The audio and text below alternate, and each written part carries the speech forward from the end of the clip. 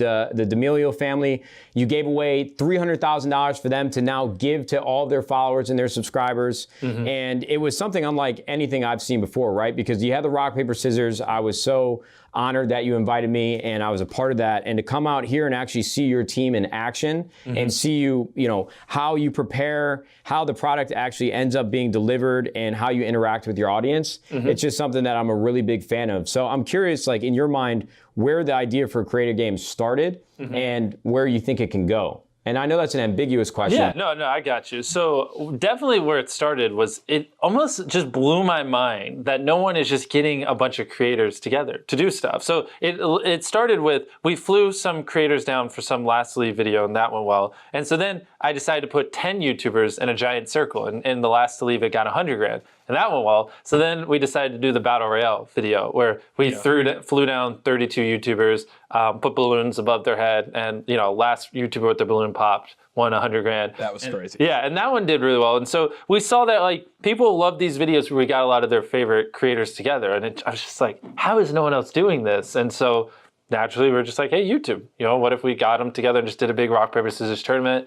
And honestly, that one did well, but I wasn't the biggest fan of that. It was a little repetitive, honestly. After you watched like 10 games, you kind of like, you're just throwing rock, paper, scissors. But this one I was really happy with. I loved the trivia. I loved just how different it was, how it wasn't just the same thing over and over. And if you look at the chart of the live viewers, I mean, it was pretty flat most of the time. So I'm really happy with it. I mean, it peaked over 1 million viewers. I know. Which is just unbelievable. I think the previous record was over 800,000 for a YouTube original. Yeah. So that alone is just like an accomplishment beyond itself. I'm so happy. I know. That's so cool.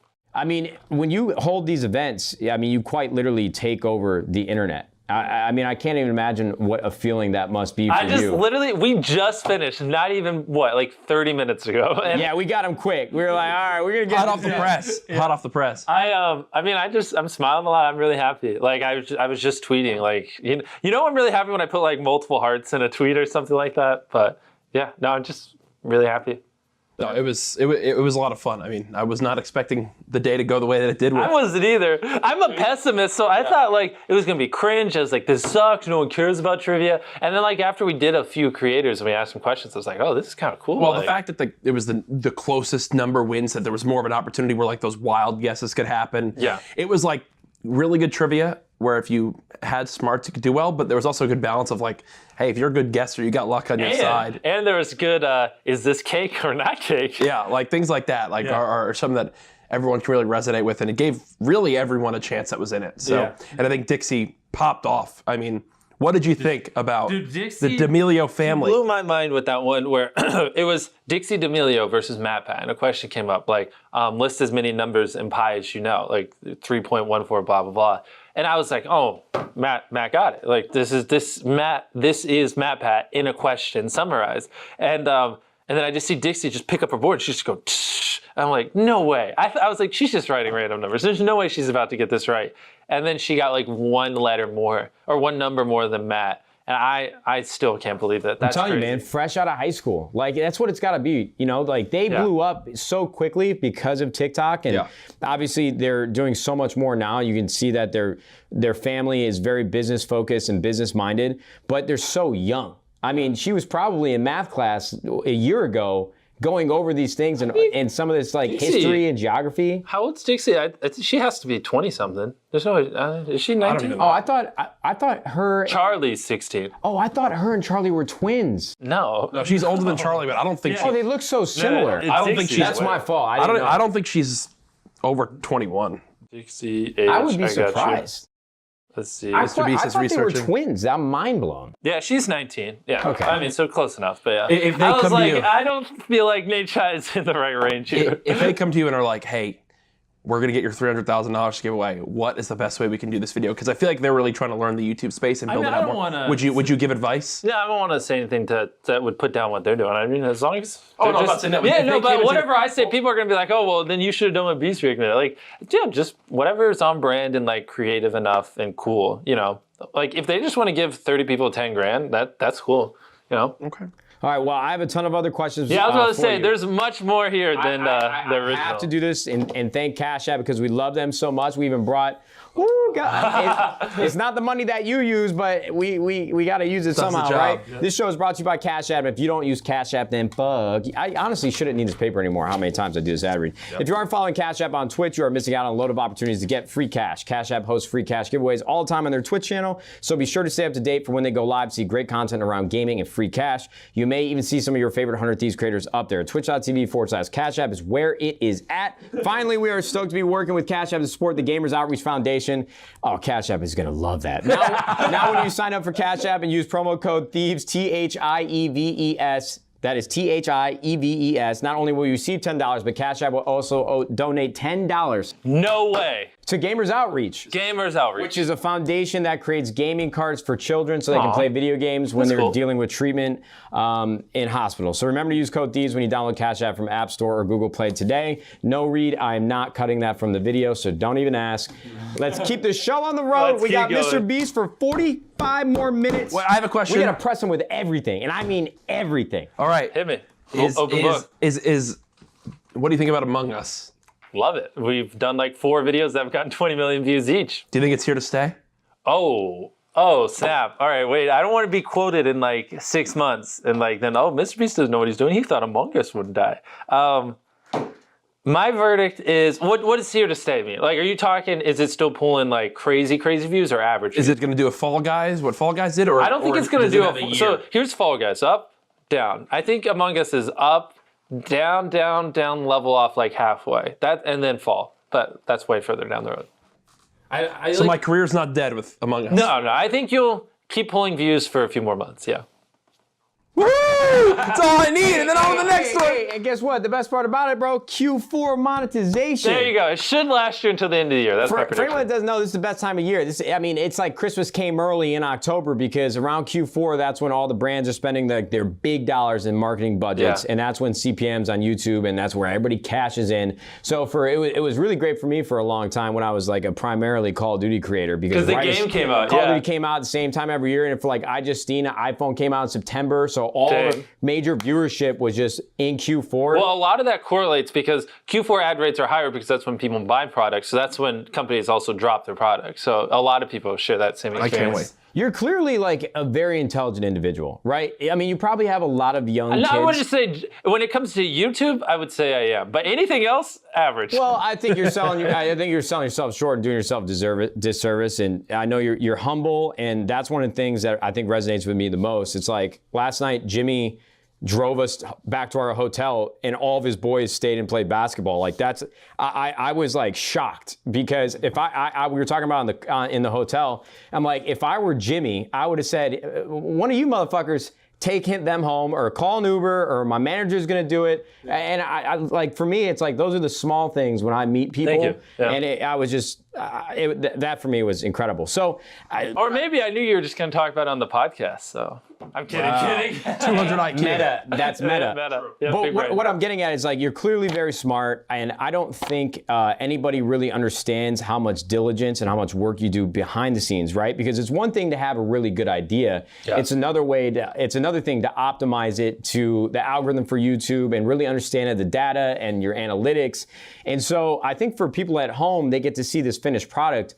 But in my mind, and something that Jack talks about a lot, I'm curious, how much time when you have an idea till it's executed and uploaded, do you spend on everything else except for the actual filming of the video? Yeah, well, so to unpack that a little bit, yes, we purposely tried to, or I purposely tried to make the videos seem a lot simpler than they are. I think that's part of the coolness of the videos, the mystery. Like, how can I give someone 100 grand? And then just like a lot of people, if they gave away 100 grand, they would make a huge deal about it. But sometimes we're just like, yeah, here's 100 grand. Like, thanks for watching, bye. And I think like doing it that way makes it more fun and just more interesting, especially when we like play it off, or if we go in a store and buy everything in the store and then we're like, yep, we did it, and so I like to keep a little bit of it mysterious because I think that's what people enjoy. But I mean, unfathomable amounts of time. I mean, I don't even know how to answer that question outside of just filming. I mean, we brainstorm video ideas, relentlessly, hours every day. We spend hours, just doing everything. I don't even know. Like, my whole life, since I was 13, there probably hasn't been a single hour that's gone by that I've been awake where I haven't thought about YouTube. Like, that it's pretty close to being accurate. And I mean, I just literally wake up, work, go to bed. By work, I mean like create videos or set up videos or think of videos or perfect or study the algorithm, whatever it is. That's basically just what I do. So if you were gonna get, I guess, let me hone in on it more because you're right, it was a little bit of a broad question. Say there's another YouTuber like me, right? I have found success in my career. Yeah. And I've had stints where I do really well, not in comparison to you. I know. It's not the same impact. If you were in my shoes, or you could tell me one thing that I should be focused on or doing better, what would it be? I mean, literally, I'm gonna pull up your channel and I will do this. Okay. Which one? Nate Shot? Hey. Is the Nate Shot channel? Yeah, just Nate Shot. Okay. 100 Thieves take notes. Well, don't talk about my uploads because it's not that consistent. Yeah, I mean, I don't upload that much. I mean, sometimes I go a month without posting that. That was my excuse, so now I don't really got much. Let's go. I've been waiting. Thumbnail consistency? I mean, like, I've been waiting for this day for years. It's not. It doesn't come off the tongue as easy. Your video from 2 weeks ago.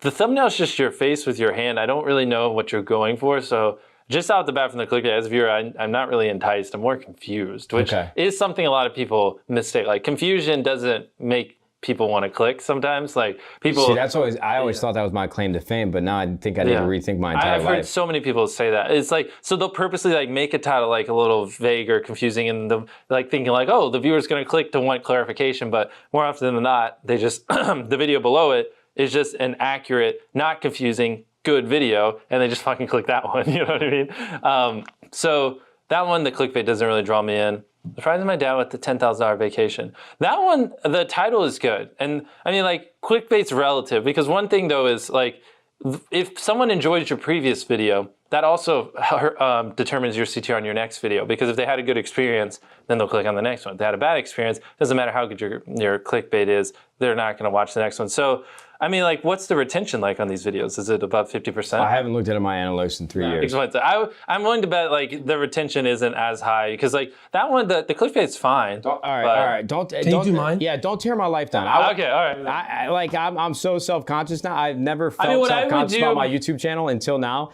I more broadly, I guess, so that you don't. No, I got you. So I don't like sit in a corner and cry tonight about my lack of responsibility and like for creators that haven't reached the size that you have. Yeah. I mean, it's just data. In general, find something you like, because you have to like it. It's going to take many, many, many, many years.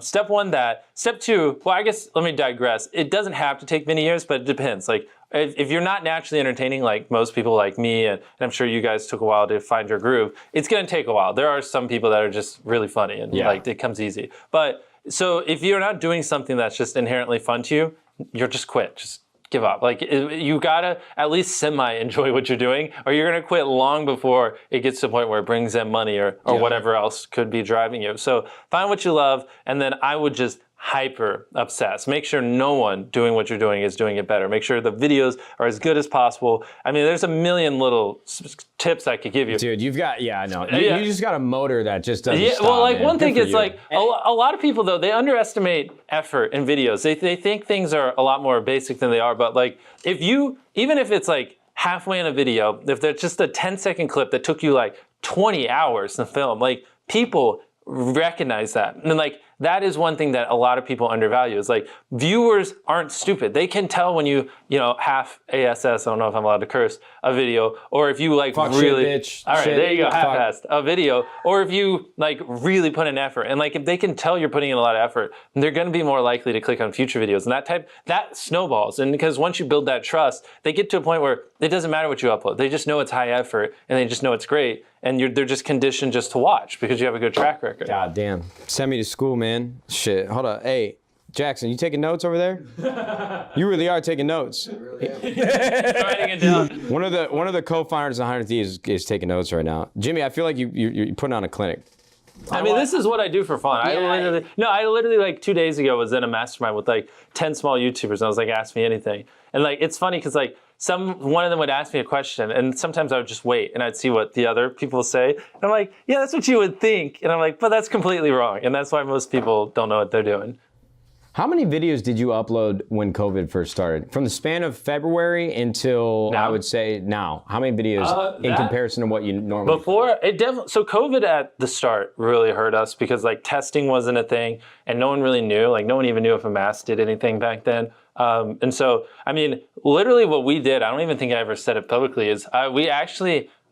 Had all the boys move in with me. So for like a few weeks, Chris Chandler, Chris's wife, our cameraman, all our directors, logistics, or I don't know if logistics did, that we literally lived together. We had like 2 houses side by side, and like we were just crammed in houses. So then we had all our stuff dropped off and sanitized before we opened the door. So there was no way for us to get COVID. And then, so we literally quarantined together so we could keep filming. And then as testing became more predominant, like we held off a lot at first because there was limited testing too. And, we didn't want to take up a bunch of the tests. But once testing, there's plenty of tests to go around. Now we, just test people super frequently. Yeah, I guess from a business perspective, that was where my question was derived from. It's like, yeah. How much money do you think that you millions, lost? Definitely, because ad revenue plummeted. Tens of millions? No, but millions. Yeah, because ad revenue plummeted. Yes, it did. And also, like, we had videos in the works that we couldn't upload, and that was brutal. And we had the projects that were halfway done that we couldn't finish, but we already paid for. It was like, literally, it was the worst thing that could have ever happened to me. It was brutal, very brutal. How much money do you have? $1. I got you. I asked you. My God, I was going to ask it eventually. $100. What's the most money you've ever spent on one video? Oh, that is a fun one. You invest in all your content. I know that from everything I've heard, it's like all the money that you make, like goes quite literally goes back into videos. Actually, like literally at the end of 2019, we our cash flow was low. We had to borrow a little bit of money to keep filming. He's laughing. And that's the definition of an entrepreneur. Yeah, I mean, we go hard. We definitely dump it all back in. I'm not afraid. But I'd say the most we spent was probably $1.2 million. Because we did last take hand off $1 million keeps it, so the winner got $1 million, and then we gave second place 30 grand, third place 20 grand, fourth place 10 grand. No, so and then it also costs like 40 grand to set up. Yeah, like $1.1 million. Do you have a financial manager? Oh, of course. Yeah, we have. Was it like an episode? Was it like the movie Wolf of Wall Street where his dad walks in and is like, "What the fuck? What is going on?" You would be surprised. Like when I first started, when we first started scaling up way smaller, my mom and I would fight all the time. She thought I was crazy. I would have like $40,000 in my bank account, and like we were just starting to get a little bit of money after just scraping the barrel, like all the time. And like we would finally after all these years, we had a little bit of money. I'm like, yeah, I want to spend it all on a video. I want to give my 3 million subscriber 3 million pennies, but because you have to buy the pennies and transportation, it was actually like 45 grand. So it's like I want to spend basically like 90% of my money on a video. My mom was like, no. I'm like, nah, Mom, don't worry. And I'm like, we fought so much back in the day. You're a YouTube genius, it's clear. Yeah, I basically went all in, very, very, like a ton of dimes on my channel, and I was just very confident after doing the research for many, many years that it would work out. Last question I have real quick on this, because I know I've said a ton. I want you to get in here. I'm going to give you a hypothetical. You just told me you spent $1.2 million. I'm going to put you on the spot. On a video, yeah. On one video, of course. If I gave you $100 million tomorrow, in the next 10 seconds, what is the craziest idea that you could spend it all guaranteed. I would go buy a private island, put 100 YouTubers on it, and I'd tell them whoever survives the longest gets it. Now, survives the longest? I would probably do another Battle Royale one. Honestly, I would want to think of something more creative than just putting balloons over their head and last to get popped, because if it's $100 million, like, I mean, yeah, we'd probably like just put them there and say whoever. What about real Hunger Games? I mean, that would be the next step. I just don't know.